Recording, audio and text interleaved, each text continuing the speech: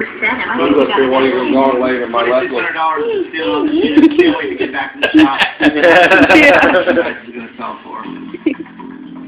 You walk over and look at it and sit up. Today I said, get up here and lay down. Don't go back a little bit. So he got up here and lay down. He'd be quiet. Then he'd go to the door and he'd go. So we just paid $350 for it. Yeah, he's just when we took him out to the lake when last time we went. Remember? Right now, he was like whining at me while he was at the edge of the water, and then he finally got the balls to actually jump out there in the water and he swam for the first time. All we found so far is magnifying glass and a bunch of bug spray and porn. I think we spent a little bit too much money, but. Man, this is going on YouTube.